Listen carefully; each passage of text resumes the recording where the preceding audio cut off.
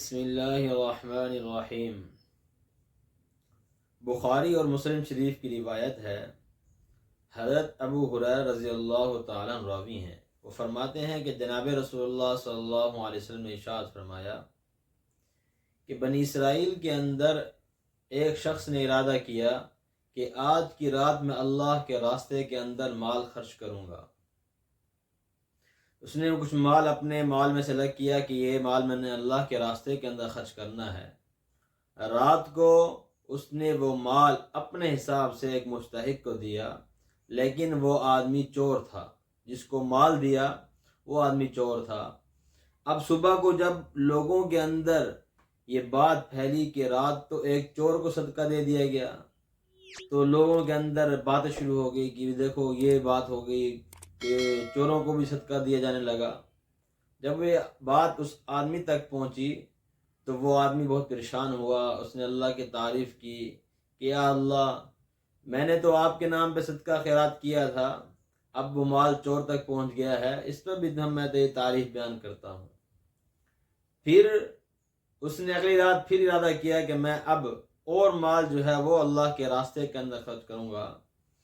اس نے پھر مال نکالا اور رات کو وہ مال اللہ کے راستے کے اندر خرچ کیا، تو وہ ایک زانیہ کے ہاتھ مال لگ گیا۔ اس نے اپنی طرف سے تو مستحق سمجھ کر دیا، لیکن وہ مال ایک زانیہ عورت کے ہاتھ لگ گیا۔ اب صبح ہوئی، پھر لوگوں کے اندر یہ باتیں شروع ہو گئی، دیکھو مال جو ہے وہ زانیہ کو مل گیا ہے اور اس صدقہ اس کو دے دیا گیا۔ تو وہ آدمی نے پھر اللہ کی تعریف کی کہ یا اللہ، میں اس پہ بھی تیری تعریف کرتا ہوں کہ میرا صدقہ اگرچہ زانیہ کے ہاتھ ہی کیوں نہ لگ گیا۔ پھر تیسرے دن اس نے پھر صدقہ کیا اور وہ صدقہ ایک مالدار آدمی کے ہاتھ لگ گیا۔ اگلے دن پھر لوگوں کے اندر باتیں شروع ہو گئی، تو اس آدمی نے پھر اللہ کی تعریف کی کہ یا اللہ، تیری مرضی ہے، میں نے تو صحیح سمجھ کر مستحق سمجھ کر جو ہے وہ صدقہ دیا تھا۔ بہرحال رات کو خواب کے اندر اسے کہا گیا کہ تیری تینوں صدقے جو ہے وہ قبول ہو گئے ہیں، اور جو ہے اس بات کی فکر نہ کرو کہ پہلا صدقہ جو چور کو دیا کہ شاید چور کی اس صدقے کی وجہ سے چوری سے جو ہے وہ توبہ استغفار کر لے۔ دوسرا صدقہ جو زانیہ کو دیا گیا، شاید زانیہ اس صدقے کی وجہ سے جو ہے وہ زنا سے توبہ کر لے۔ اور تیسرا صدقہ جو مالدار کو دیا گیا، شاید مالدار اس صدقے سے جو ہے عبرت حاصل کرے اور وہ بھی اللہ کے راستے کے اندر جو ہے وہ مال دینے والا بنے۔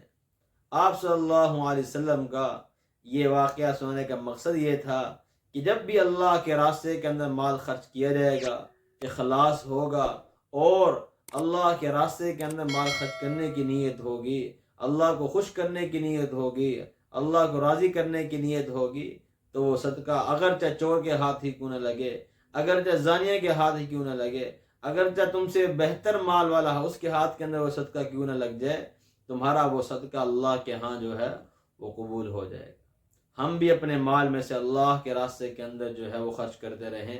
یہ سب کچھ اللہ ہی کا دیا ہوا ہے۔ جو کچھ ہم آگے بھیجیں گے، یہی کچھ ہمیں جو ہے وہ قبر کے اندر اور آخرت کے اندر جو ہے وہ کام آئے گا۔ السلام علیکم ورحمۃ اللہ۔